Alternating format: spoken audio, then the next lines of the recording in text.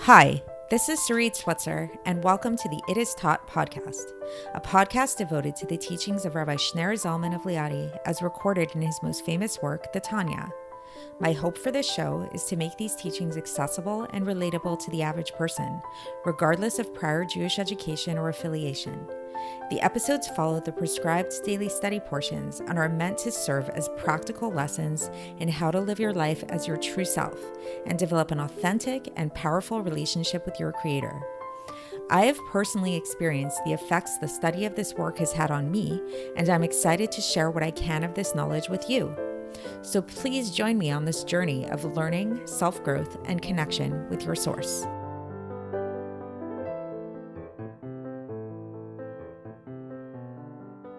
Hi, and welcome to the It Is Taught podcast. This is episode 319 for the 12th of Tishrei in a leap year. So perhaps you are familiar with the template of the Batman and Robin memes, where you have Robin saying something and Batman slaps him and says something else. If you're not familiar with this, perhaps I'll include it in the show notes so you can see what I'm talking about. There's one in particular that I saw several years ago that I thought was pretty funny, because it related to my life and to my profession. And namely, what it was is that Robin starts saying, I would go to yoga, but I'm not flexible. And then Batman slaps Robin and he says, that's why you go to yoga. So it's a cute little meme, and but it's very profound, right? So this is a very common thing that people say. People say oh, I would go to the gym, but I'm not in shape, or people feel intimidated to go to a fitness class because they're not in shape, because they feel like they're going to be the most unfit person there. Or if there's, let's say, a classical music concert happening and somebody says, oh, I'm not very musical. I don't appreciate music like that. Or let's say there's going to be some kind of lecture about how to best invest your money or how to handle your money. And a person might say, oh, I'm not into money. I'm horrible with money. I'm not going to go to that lecture. That's not for me. So hearing this from the outside, it sounds silly, right? But we all kind of do have these things on some level or another, that there's kind of this aversion that we have, or a kind of avoidance of certain things that we naturally feel like we're not good at. And we seem to have this kind of misconception of skill and what skill is all about. We think when we look into a yoga class and we see all these really skinny, flexible people, we think that they're naturally like that and they're just so talented and so flexible, and that's why they're going to yoga class, to just show off their flexibility. We think when we look in the gym, there's all these buff, in shape people, and that's why they're going to the gym, to show off their bodies and show everybody how buff they are.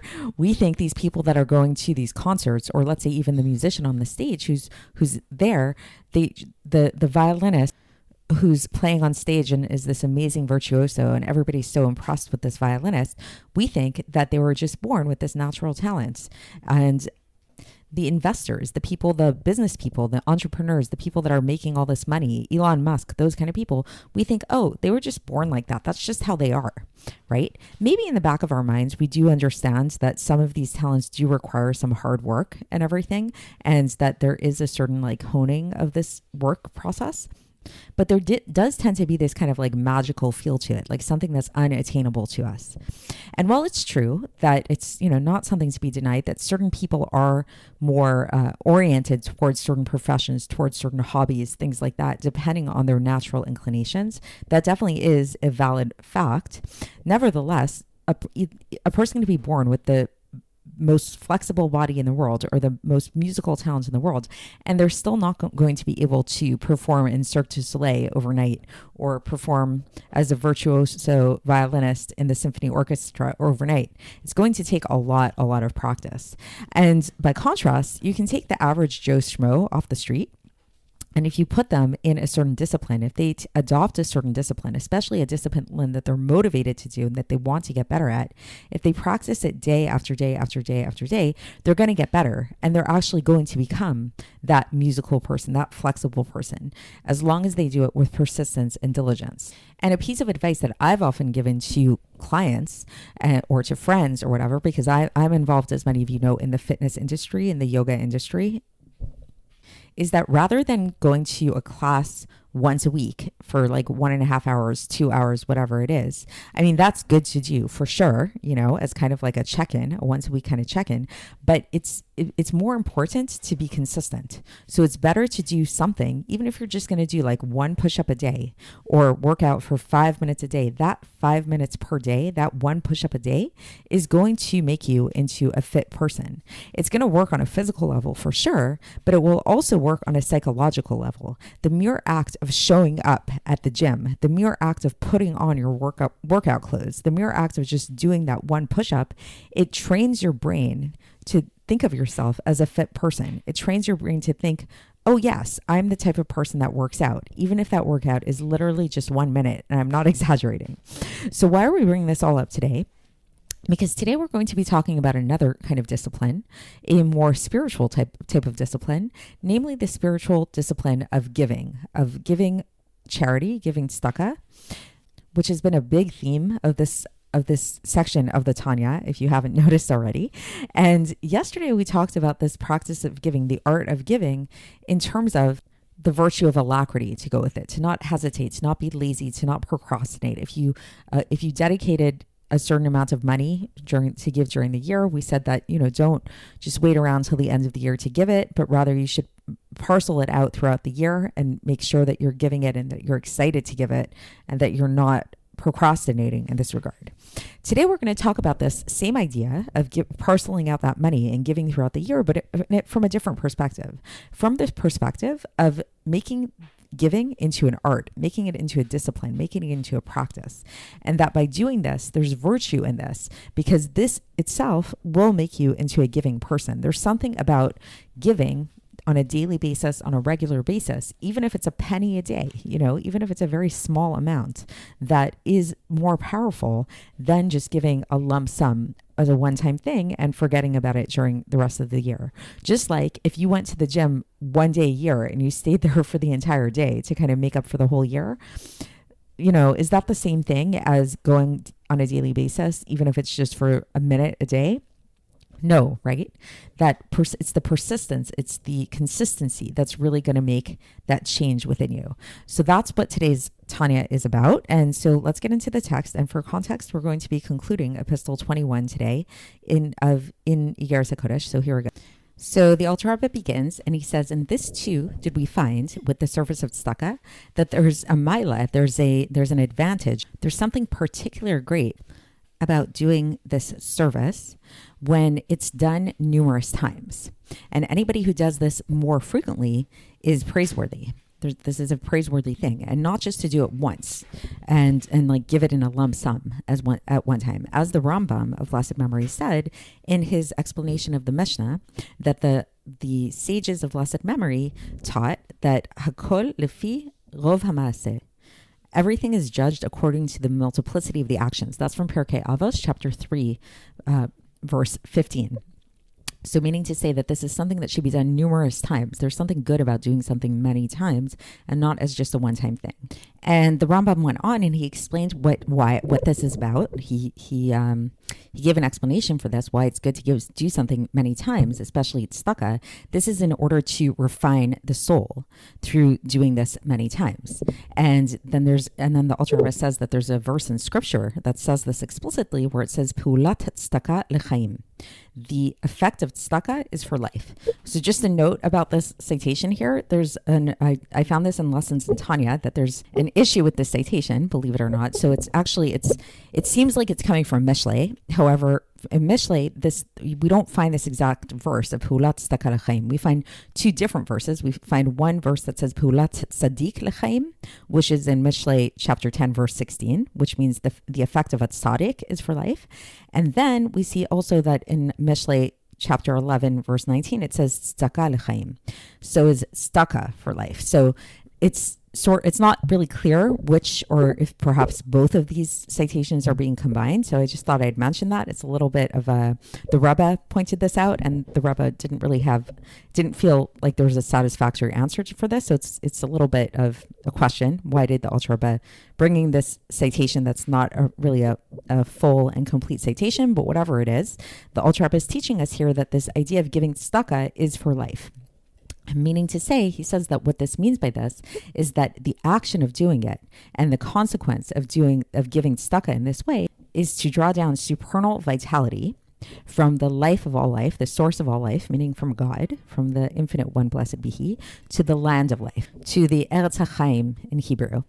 And so what is the Eretz HaChaim? So the Alter Rebbe goes on and he says, this is the Shechinat Uzenu. This is the Shechina, which gives us strength. So the Shechinat Uzenu, this is another term for Malchus of Atzilus, which is the source of our world, the source of all of our lives, about which it says, V'ata mechaya et kulam. So, and you animate them all. That's a verse from Nehemiah, chapter 9, verse 6. So this is the Shechina is associated also with the Sukkah of David that has fallen, the Sukkat David Hanofalet that we say. This is we say this during the Birkat Hamazon, the grace after meals, after we eat.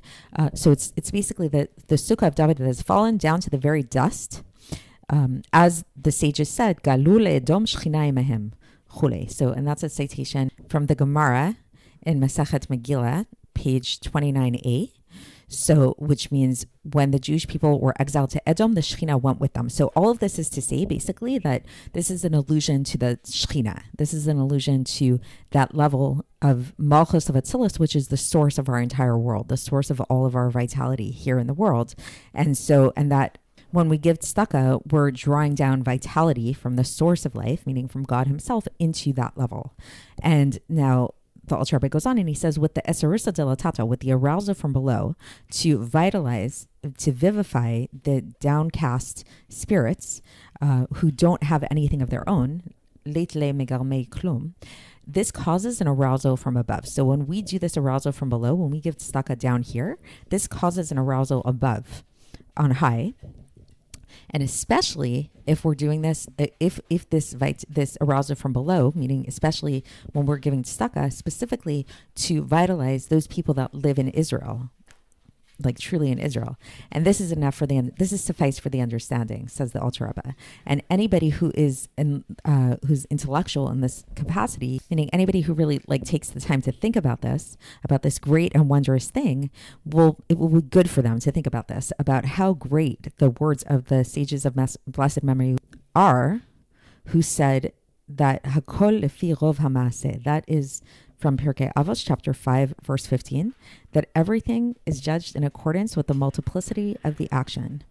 Meaning to say, the action of giving tzedakah many times to draw down supernal life down here into this world, to create these unifications above many, many times. Like each time we give tzedakah, it creates this unification above.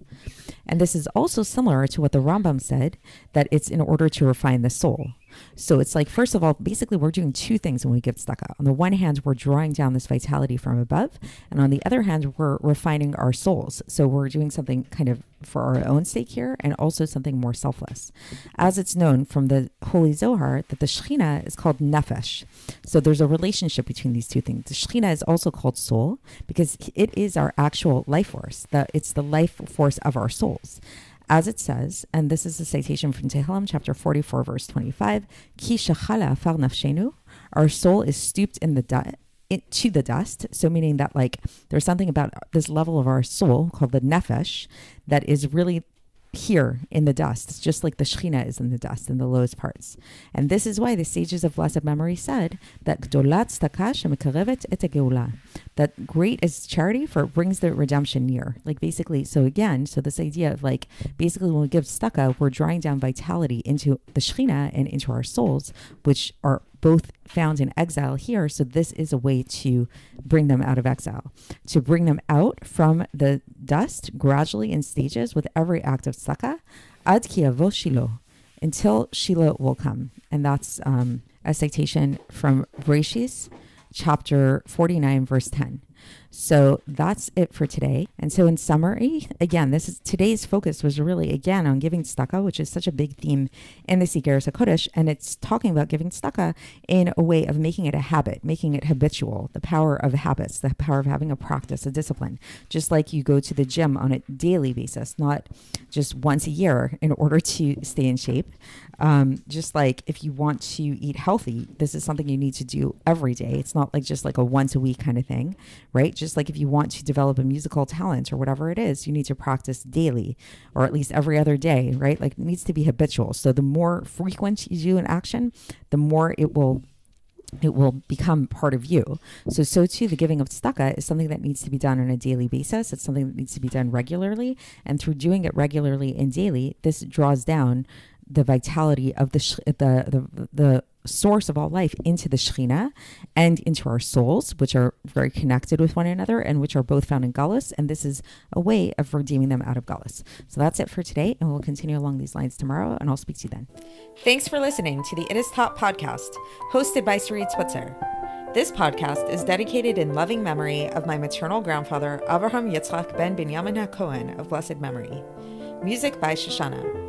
If you enjoyed this episode and would like to support the show, please share it with others and subscribe on YouTube, Apple iTunes, Spotify, or wherever you listen to podcasts. And make sure to leave us a 5-star review.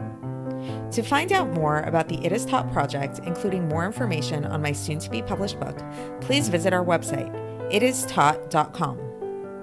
To catch the latest from me, follow me on Facebook, Instagram, and Twitter. Looking forward to speaking with you tomorrow, and until then, have a great day.